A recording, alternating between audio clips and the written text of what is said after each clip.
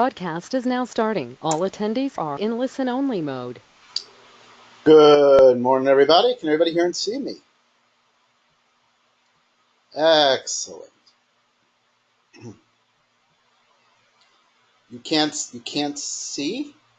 No video. Hold on one second. Give me 1 second. How's that? Excellent. Okay, great. Great. Yeah, sometimes it sticks, so I have to hit it manually. Sorry about that. Okay, let's get rolling. Got a bit to talk about. So, I'm just going to start with our long-term perspective. Our long-term perspective is that the bull market is not likely over. We are now in a quote-unquote correction, and the extent of the correction is what is at issue. As you can see, our primary expectation right now is that the market is going to make its way down to the 2100 to 2200 region for a larger degree fourth wave within the bull market that started in 2009. This means that my expectation is that over the next several years, we're going to have another bull market rally to complete the bull market off the 2009 lows.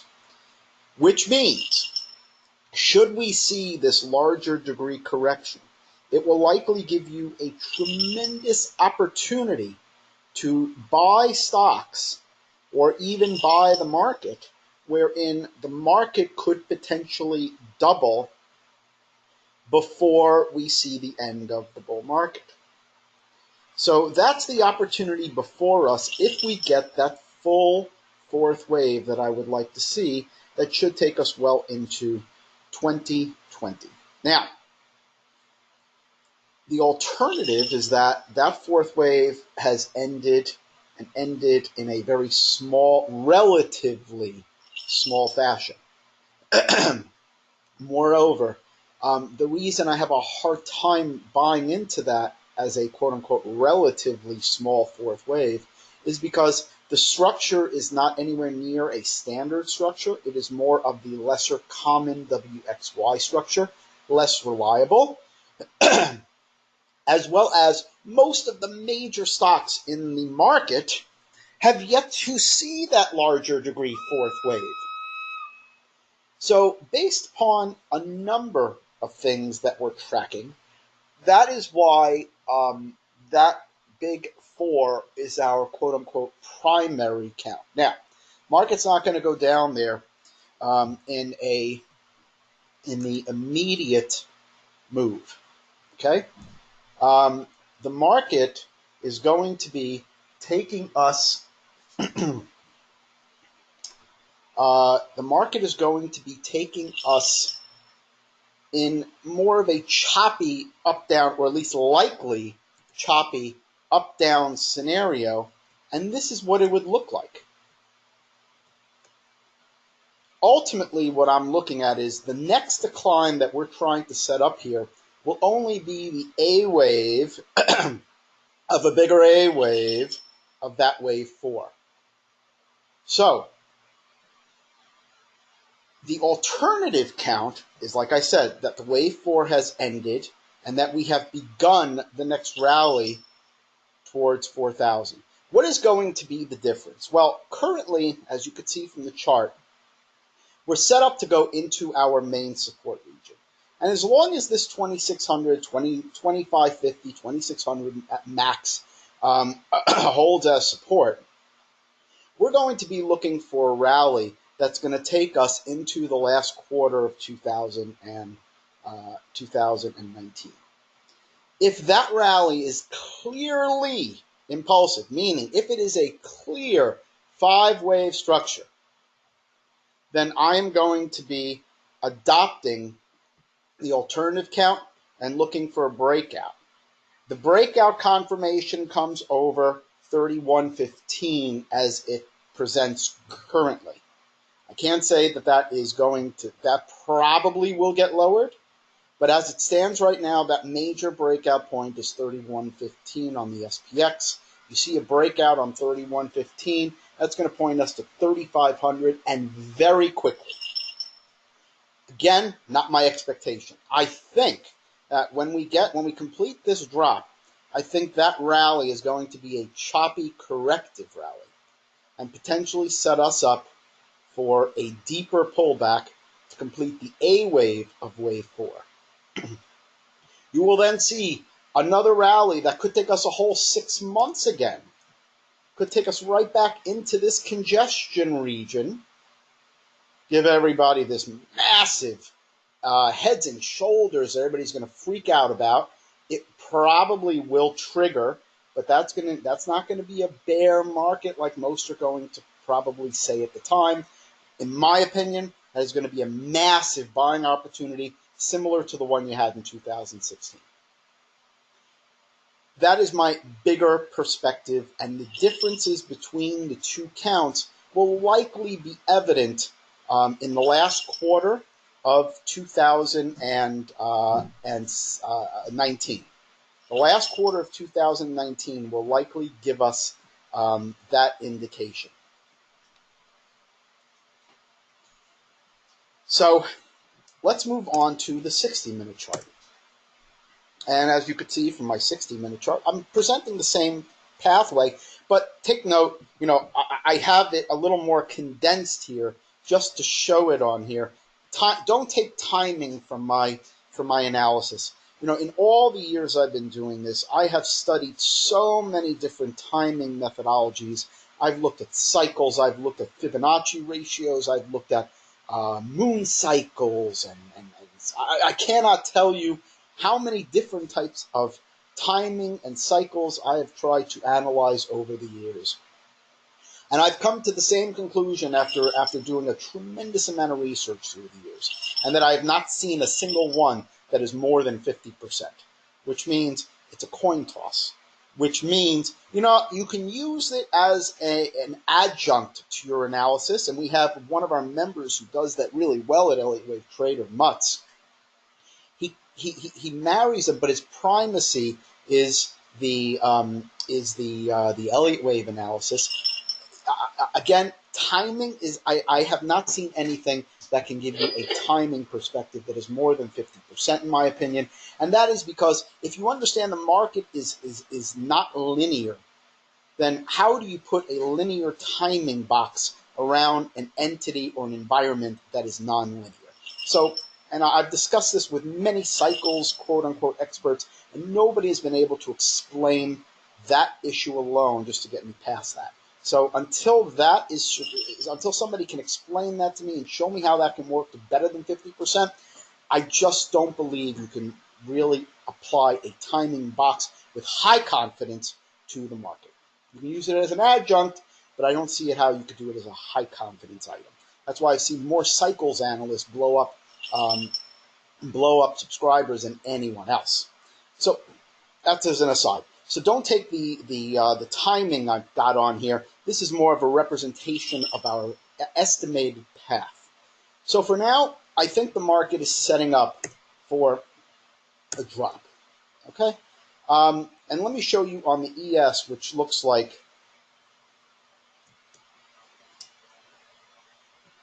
this is what it looks like to me on the ES as the more likely scenario. I think what we've got here is a B wave, and it looks as though we may be setting up as a 1-2 down. So as long as this overnight high holds, this is just for today, as long as that overnight holds about 28.74 or so, I think we could potentially go down to this lower box. The structure in this region has been quite difficult, shall we say, and it's typical of standard corrective structures. It's no different. It's been difficult, but corrective structures tend to be that way. Impulsive counts, five-wave structures, the general five-wave nature of a market move is relatively predictable, relatively.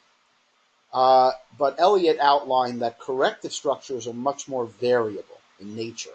That's why they're much less predictable, and you have a lot more potential for whipsaw in corrective structures, which is why when we identified that we're moving into a corrective structure, I warned you weeks ago, be prepared for a wild whipsaw market, and the market certainly has delivered. I don't think we're done yet. For example, if the market does follow through to the downside today, as long as this box holds, I think you're going to get another whipsaw back up for another couple of days to finish off wave 2 of C. If this happens, it will then align the count on the SPX rather well. Okay? That's what I think. And that's how I think it could align. Okay? But I will say this, if the market is unable to break down today, then I have to take this potential much more seriously, and that would give me a triangle for this B wave on the S&P 500. Not on the futures, more on the cash index. Okay?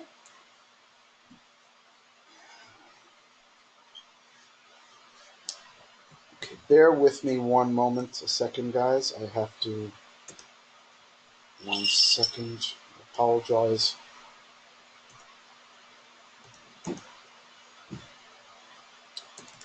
Bear with me 1 moment.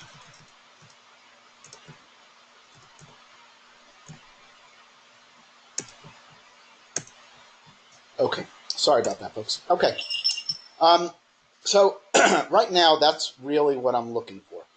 Ideally, I'd like to see us go down today, double bottom, maybe even truncated bottom. But as I said, as long as the ES holds this support here between 2810 to 2830, I'm looking for a rally. The triangle, like I said, if we go up today, that's the triangle pattern, and it looks like it would even be in an ending diagonal. Ugly, ugly, ugly. I would not suggest you trade it. It means that this is the A, that's the B, that's the C, that's the D, and that's the E of the triangle. And then we start the 1-2 all over again to the downside. But it's going to create a little bit of a problem between the ES and the SPX, but I hope I don't have to address that. If we do, then I'll address it in our next week update, in the next week video. For now, I really don't have to address it. It will get a bit too complex. I'm going to leave it. I just showed you the triangle, guys. Okay? Okay. The triangle would complete in this region, and that would be the E wave to the B wave, okay? Ultimately, the main point that you always have to take away, okay? Always have to take away, and I don't care what happens right now. As long as we remain below last week's high, pressure remains to the downside to head into the main support box. If we take out last week's high, this will continue in more whipsaw fashion. Right now, as long as we remain below last week's high, pressure is going to remain immediately down, so that the setup could be taking us down into next week. That seems to be the most ideal scenario, as long as we remain below last week's high. As long as we remain below last week's high, the setup is immediately pointing down as early as into next week. Okay? Everybody understand the SPX perspective right now? Any questions on that? I want to make sure everybody's got that. Okay, if there are any questions, please post now. I'm moving on to the metals. Another interesting perspective. Now, I'm going to show you silver as an example. Silver is certainly pushing through on its more extended count. This was the end of wave 4. We got a 1-2 structure, another 1-2, and up we go in the heart of the third of this 5 of 3.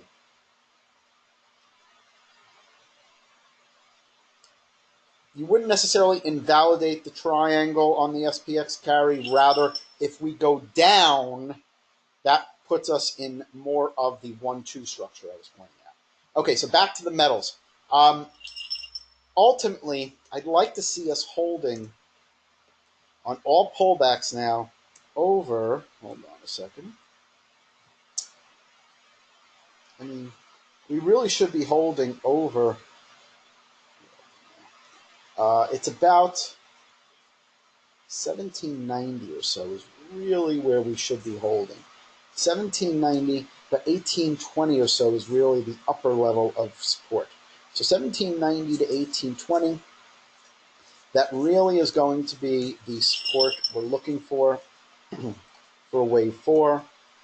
And then that should take us up in a wave 5. A lot's going to depend on how extended this 3 gets. It can get a lot more extended. Silver does that.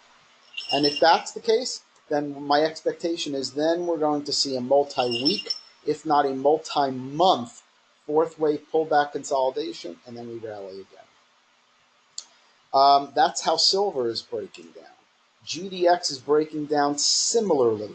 If you saw the bigger daily chart that I've been following, I would have really loved to see us breaking out through this resistance region where we had the 2016 high in the middle of it. I'd like to blow through here to move up to the 35 to 37 resistance region for the same 5 of 3, meaning this has some more catching up to do, and that catching up I put on this chart.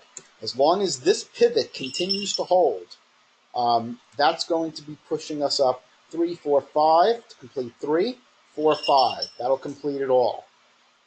That's what I'm looking for. As long as this holds, that's what I'm looking for.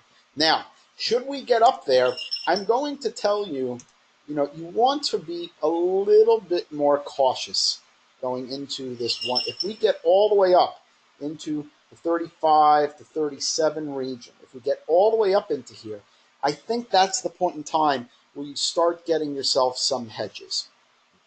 Because at that point, we talked about this before, that's the 1.0 extension off the recent lows, off these lows on the GDX right there. That's going to put you into the 1.0 extension, and that could be an ABC rally that will turn us down for another lower low. So again, not my primary, but up here I would suggest you start getting a little protective, because if all the market then does is come back in a wave 4 pullback correctively, we're good to go. If you start seeing this dropping in an impulsive fashion, that is going to be a strong warning. So if we can get up directly towards this 35 to 37 region, time to be a little bit more cautious. My primary is still that the bull market has begun, but I at least have to highlight where the pitfalls are. The pitfalls are when we reach that 35 to 37 region on the GDX. Okay? And if we hold this and go up to here, I may even consider that potential as well. But I'm always just trying to be somewhat protective once we hit a certain point at which the market could turn down. For now, as long as we hold this micro pivot, I'm looking up. Okay? That's really what it comes to be. The pivot on GLD is a little bit higher. We're still below the pivot on GLD, unfortunately. So I'm trying to really get a better feel for what GLD is doing here. But this would be the equivalent pivot if we're playing out on the GLD. And it's going to point us up towards the 160 region to 165 region for a 5-wave structure. But it's starting to lag a little bit. So I'm watching this carefully. Okay? GDX all 2, if we break support, Dennis, it's really, we'll deal with it if we get the all 2, it's still a bullish pattern, just a deeper pullback. Okay, but right now, as long as we hold the pivot, we're looking higher. Now, let me get into the USO. I'm moving on now, guys, because we're really getting late. USO. I keep coming back to this. I think the cleanest pattern would be if we can stretch back up into this box. It's not something I would trade. It is a very unusual pattern, the WXY. It's not as common, but to me, I think it would probably tie a nice bow up onto this pattern. But look, as long as we remain below this level here, pressure is down. If we could take this out, this is really going to be a strong potential. That's my USO chart. Ultimately, I think we're resolving lower. That hasn't changed. Lastly, the dollar. I don't think the dollar has really completed its upside structure. I still think the dollar has one more push higher before we see a major low. Okay, so you have to take out. You see where this 4 is, guys? We have if we take out that 4 from here, that tells me that the top is in already. I'm just not that confident. To me, it seems like from a proportionate standpoint, I think we need a little bit more to complete that 5 of C of B before this tops out. But I think we're getting closer and closer. I mean, we've been hovering below that target now for God, a long time. That's still my main target for the topping of the major B wave. Okay?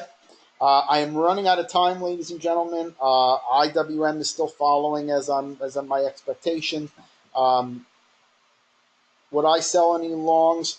I would not sell any longs if on the Alt-C on the GDX. That's me personally. I bought all my positions in late 2015 in the last quarter.